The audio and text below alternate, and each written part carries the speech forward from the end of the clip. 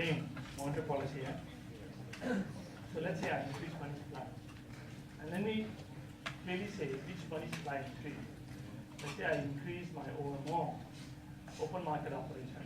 That means I increase my money supply through my open market operation. If I do that, then of course my LM curve is going to shift to the right. Money supply increase, but I go to P1. And with P1, right, then the aggregate demand curve is going to shift to the right. This is the increased money supply now. And I move from E0 to E1. E1 is unanticipated. Okay. So at point E1, since unanticipated by rational expectation, I'm shocked. Immediately what I do is my ability to adjust is purely reflected by my wages and price of fully flexible. But since I have rational expectation, I know exactly where the long run equilibrium is. That is E2. I immediately jump. Short run aggregate supply curve, E is equal to P2. Right? So this is P1.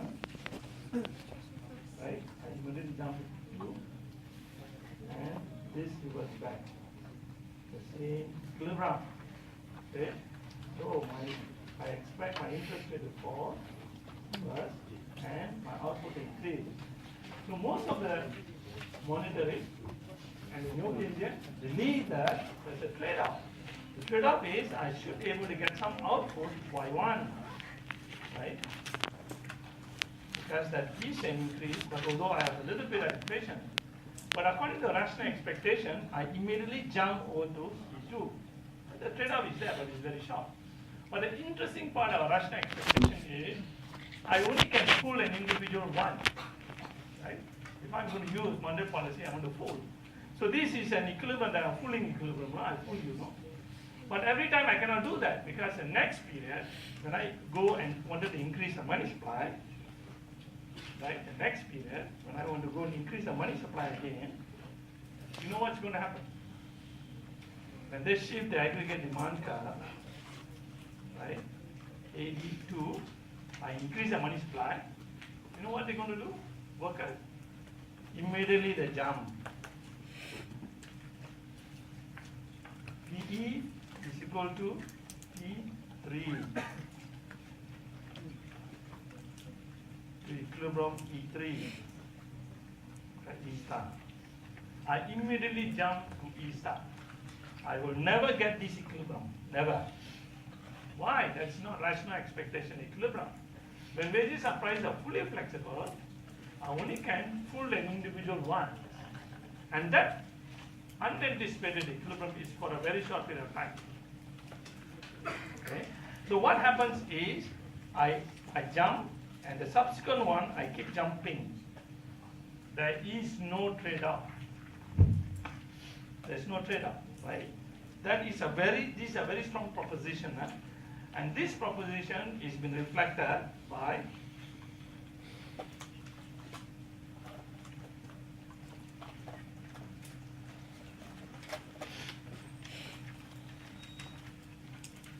policy ineffectiveness proposition. It says when I have wages and price fully flexible and when I have rational expectation, I only can fool the individual once, but I cannot systematically fool the individual again and again. The same policy.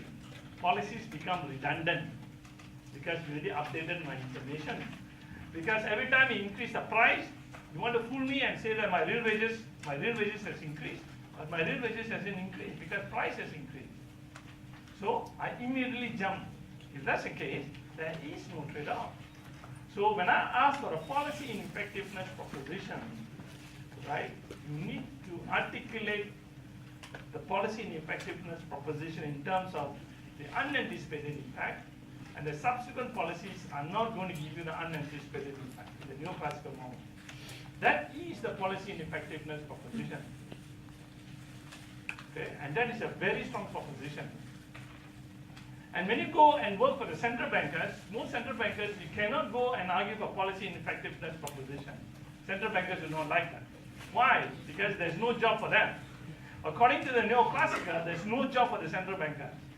No activist policy is unique. Non-activist policy is important. Market will adjust. Don't worry about the demand. Worry about the supply side. Worry about the capacity. Worry about how you're going to shift your long-run aggregate supply curve. That is a supply side argument, no? And that is purely coming from the neoclassical themselves. Is that clear? Okay, so although the policy is quite straightforward in terms of rational expectation, but they use the rational expectation in a very deep manner to articulate the policy ineffectiveness. Non-activist policy, the market will adjust. There's no point in going and adjusting the market because by rational expectations, people already know where the long run is. People are adjust. What the government should do, remove the market periods, remove all the rigidity. Everything will work very well. Don't worry. Right? Any question? Okay.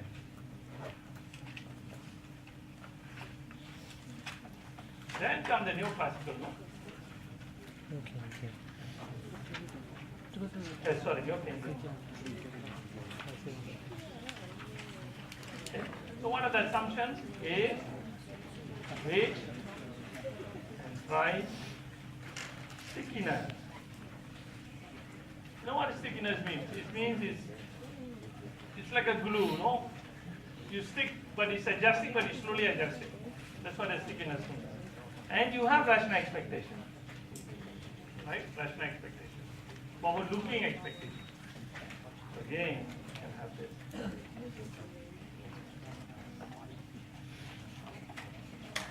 Okay, why? Right. Interest rates, income, highest curve, and uncurve. And supply, not. Why not? Why not? Can you imagine I've been doing this for 15 years, just doing why not? That's my expectation. I go all idiot. And I become an idiot too. Preaching this for 15 years, and I myself become an idiot. Sorry. PE, I must be motivated, no? Motivate myself. Long run, everything is realized. PE is equal to P, right? Everything is realized. Then I have an aggregate demand curve, and short run aggregate supply curve. PE is equal to some price P naught. Okay, everything is in equilibrium. Always start with an equilibrium. And this is important. In the exam, right, when you draw the diagram, I want you to label everything properly. If you missed out the I naught or the equilibrium, I naught is missed out, I will deduct half a mark. Right? You miss this, M naught or P naught, I will deduct half a mark. So if I'm going to give you 10 marks and you keep missing all these labels, you only end up with, if I'm going to give 50% of it, I will start deducting. No? Why? You need to articulate the ideas very clearly. This is a space. Investment, interest rate, and income space. And that you have this. That discipline is very important when you start using the tools. The same discipline you need to demonstrate when you start doing the math. Okay?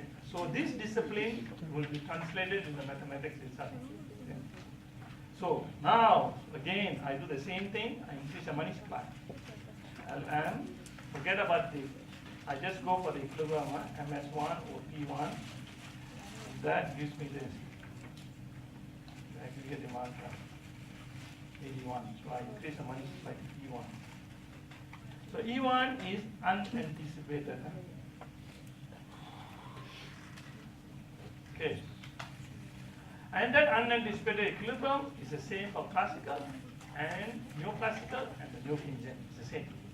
Right? And I have I1 and Y1. Okay, and I price P1. And workers anticipate P0, but the price has increased to P1. My real wages has declined. So this is the reason why I call it unanticipated equilibrium. Unanticipated because the guy is looking at price P0. This price has increased, unanticipated. No? So now what happened? right? I know where the long run is. I know where the long run is. But because of overlapping contracts, because of this stickiness in the economy, institution, it's going to take me a long time to adjust. So where am I going to adjust? According to Keynesians, or neo-Keynesians, even if rational expectation, I only can adjust this one. Right? So the adjustment is always in the long run. Always remember this. Short run, aggregate supply curve, PE is equal to P2, is price. No, adjust to P1. Right? I'm adjusting to P1. But I will end up with price P2 and Y2. And since the price is P2, not P1, basically means that further adjustment is going to occur. That's what it means. So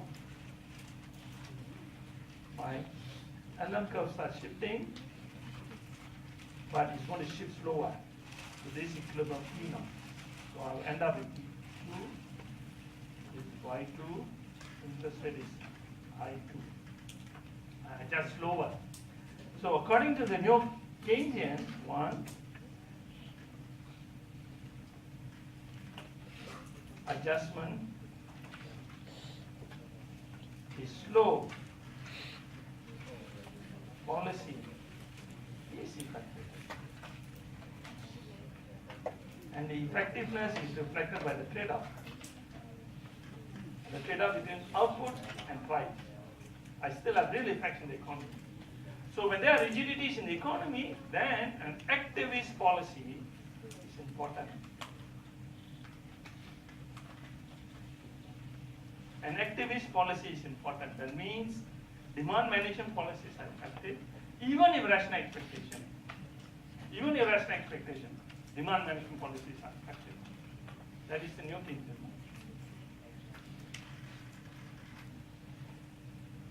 Although I'm systematically going to adjust the long run equilibrium because of this stickiness, there is a role for the government to actually manage the economy. Okay? That means I must actively involve and adjust the economy and let the economy adjust. There is an active role for demand management policy. Okay? And this is a very interesting question. Interesting question in terms of true false uncertainty. Activist policies are purely reflected by rational expectation. True false uncertainty. In fact, the neo-Keynesians argue activist policies are not purely reflected by rational expectation. It's purely reflected by wage and price stickiness. As long as the wages and prices are sticky, even a rational expectation, activist policies are important.